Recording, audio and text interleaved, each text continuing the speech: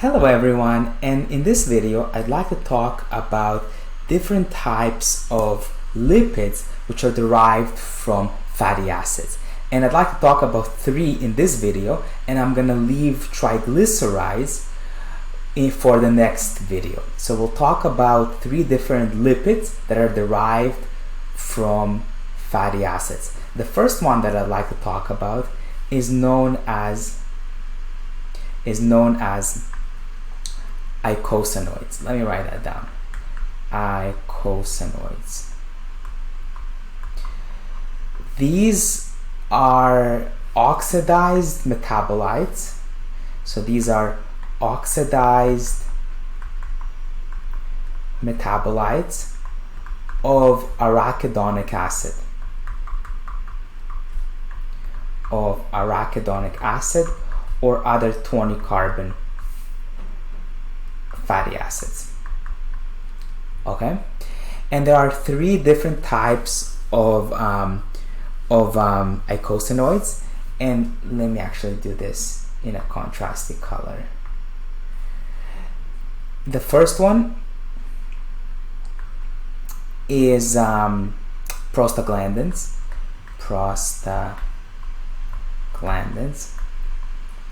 The second one is leukotrienes.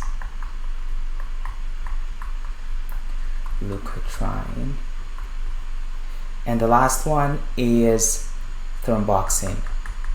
Okay, so these are the different types of eicosanoids. So prostaglandins are involved in inflammation and changing your vessel diameter, your vessel tone. Leukotrienes are involved in bronchoconstriction, for example, and thromboxane are involved in platelet aggregation and clotting. Okay, so these are the first ones that I want you guys to know. The second type, actually, are waxes. And an example of this is cerumen, which is earwax. Okay, and this is actually a mixture of fatty acids plus alcohol. So these have a very interesting structure, and they actually look like this. Let me show you guys a picture. So you have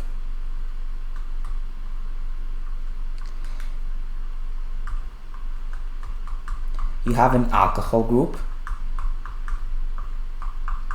and a fatty acid group.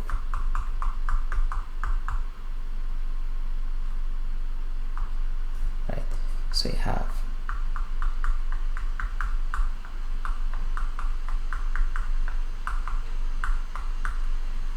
etc. So you have a component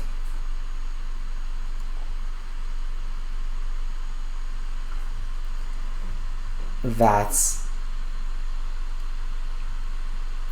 an alcohol, and then you have a component here, the fatty acid portion, the fatty acid section, right? So the alcohol is the polar part, and this fatty acid section will be like the non-polar component. But essentially, waxes are a combination of fatty acids and alcohols. Okay, so that's important to know. Great. Now I'd like to hide this. So what I'd like to do right now is I'd like to talk about the next type. So the next type of lipid that's derived from fatty acid is a phospholipid. Okay, so what are phospholipids? So let me write that down. Third type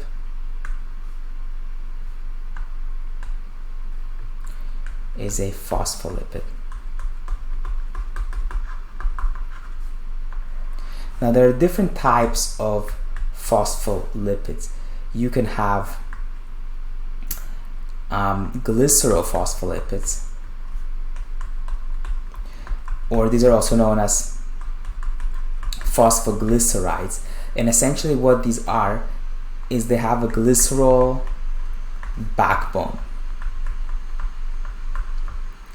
and then they have a phosphate alcohol.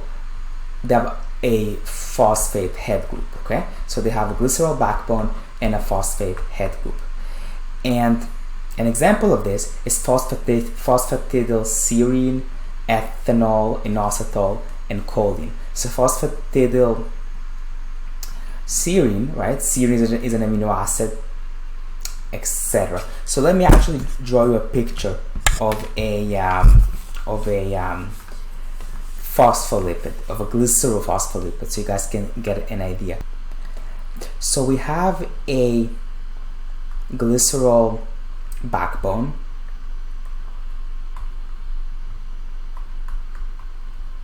right? Let me actually draw it right here.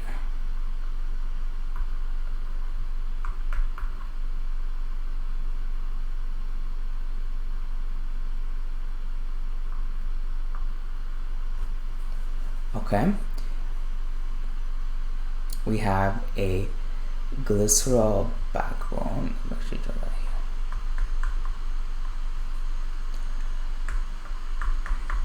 And then we have a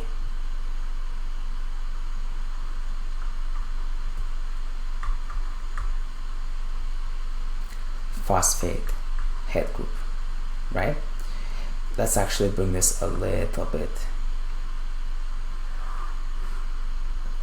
down so we have more space to work with, right? And the interesting thing here is that there's actually going to be an R group attached here, right? So there's this phosphate, so there's glycerol backbone, there's a phosphate, and there's an R group. This R group can either be a ethanolamine, it can be inositol, it can be serine, and it can be choline. So any of those four. Ethanolamine and choline are amino alcohols, serine is an amino acid, and inositol is a sugar. So you can have any of these bound to the phosphate group, right, that's attached to the glycerol backbone. And there's two fatty acids bound as well. One is fully saturated and the other one is usually unsaturated. And remember, this double bond gives a kink to the molecule. So now let me draw you another picture just so you guys can see it clearly. You have these two fatty acid tails. This one has a kink in it. Then you have a glycerol backbone. Then you have a phosphate, a charged phosphate, and then you have a polar head group. Okay, so essentially in this case, what we have, let me actually draw it nicely here, is you have these tails, and you have a bunch of them, right? And then you have the heads, right? So the heads, let me put it in blue. And you have a bunch of tails, right? And one of them is gonna have a kink, as you guys know, etc. And then they're going to have the same thing on the other side. So there's these heads, which are made of a phosphate head group, as you guys know. And then you have these tails here, right, etc. You guys get the point. Each one has two, right? And so these are gonna, and so the tails are gonna bind to each other, and the head groups are gonna be attracted to the water around them. So they're swimming in the ocean, as you can think of it, right? So they're hydrophilic heads, and then these hydrophobic tails are present in the middle, and this is the phospholipid bilayer, as you guys already know. Okay.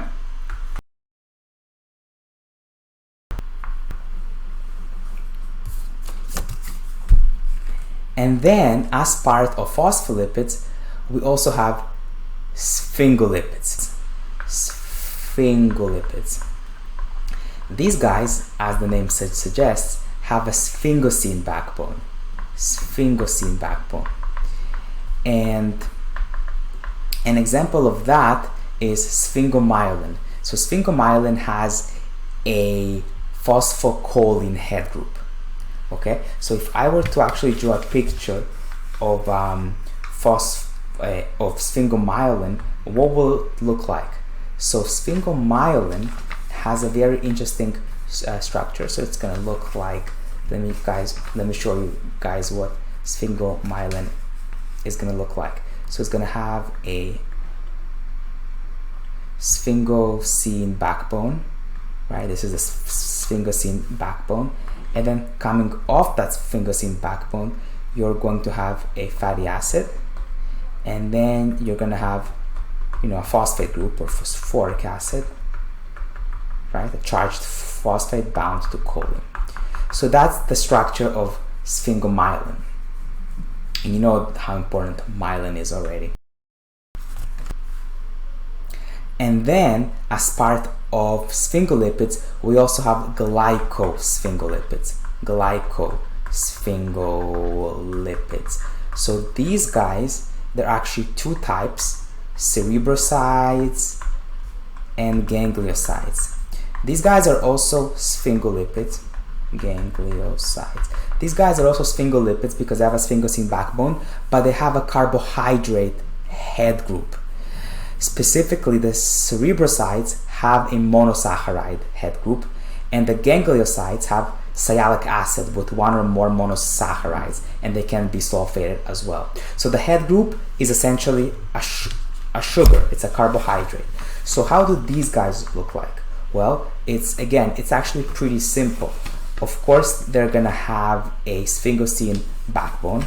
That's a given, right? So they're gonna have this sphingosine backbone.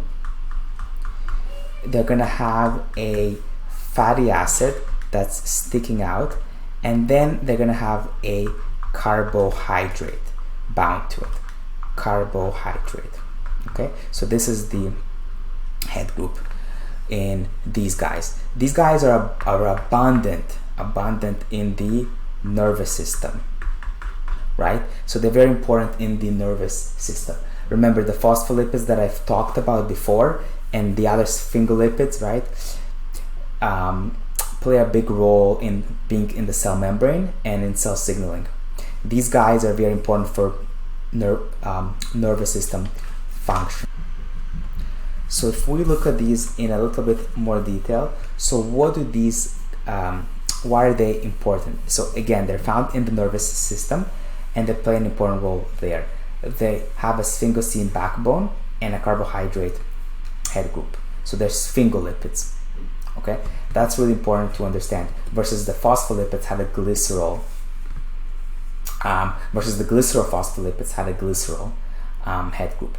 Now this is important to know. Let me actually erase this before I continue. There is a disorder.